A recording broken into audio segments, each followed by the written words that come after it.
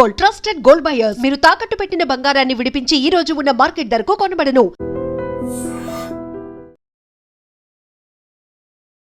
నమస్తే, welcome to I dream talking point with కవిత.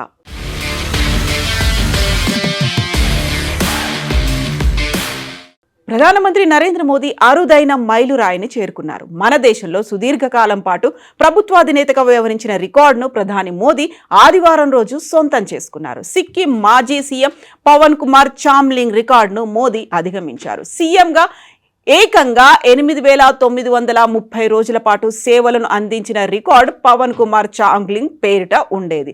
మార్చి 22 అంటే నిన్న ఆదివారం నాటికి గుజరాత్ సీఎంగా, దేశ ప్రధానిగా, ప్రభుత్వ అధినేతగా వివిధ హోదాల్లో నరేంద్ర మోదీ 8,931 పని దినాలను పూర్తి చేసుకున్నారు. దీంతో పవన్ కుమార్ పేరిట ఉన్నటువంటి రికార్డు బద్దలైంది. దీర్ఘకాలం పాటు గుజరాత్ సీఎంగా వ్యవహరించిన రికార్డు నరేంద్ర మోదీ పేరిట ఉంది. సీఎంగా సేవలు అందించే అవకాశం ఆయనకు 4 సార్లు లభించింది.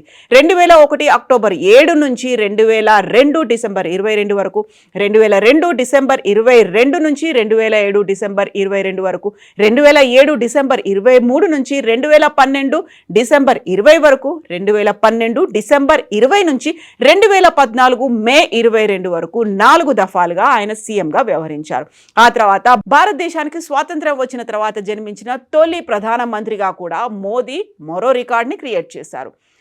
గుజరాత్ సీఎంగా అయిన తర్వాత జాతీయ రాజకీయాల్లోకి ప్రవేశించి 2014 మే 26వ తేదీన దేశ 14వ ప్రధానిగా ప్రమాణ స్వీకారం చేశారు నరేంద్ర మోదీ.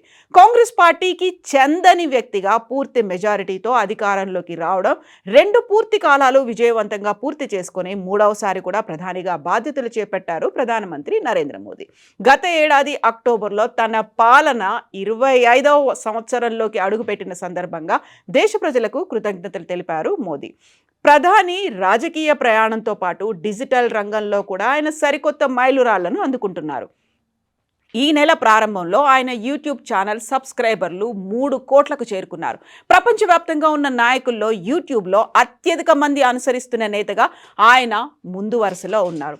ఇక ఫిబ్రవరిలో ఇన్స్టాగ్రామ్లో 10 కోట్ల మంది ఫాలోవర్లను దాటిన మొదటి ప్రపంచ నాయకుడిగా కూడా మోదీ రికార్డు సృష్టించారు. 2014లో ఇన్స్టాగ్రామ్లో చేరినప్పటి నుండి ఆయన అకౌంట్ వేగంగా వృద్ధి చెందింది. ప్రస్తుతం ఆయనకి ఇన్స్టాగ్రామ్లో 10,10,00,000 మంది ఫాలోవర్లు ఉండగా, ఎక్స్ అంటే ట్విట్టర్లో 10,64,00,000 మంది ఆయన్ని అనుసరిస్తున్నారు. ఈ రకంగా కూడా ప్రపంచవ్యాప్తంగా ఆయన ముందు వరుసలో ఉన్నారు. ఒకవైపు ఆయన పరిపాలనతో పాటుగా యూట్యూబ్లో ఉన్నటువంటి ఇన్స్టాగ్రామ్ సబ్స్క్రైబర్లు, వీరన్నిటి నేపథ్యంలో ఆయన రికార్డులు అయితే క్రియేట్ చేస్తున్నారు. ఇదే నేపథ్యంలో అభినందనలు కూడా వెల్లువెత్తుతున్నప్పటికీ కూడా అదే స్థాయిలో ఆరోపణలు, విమర్శలు కూడా వినిపిస్తున్నాయి.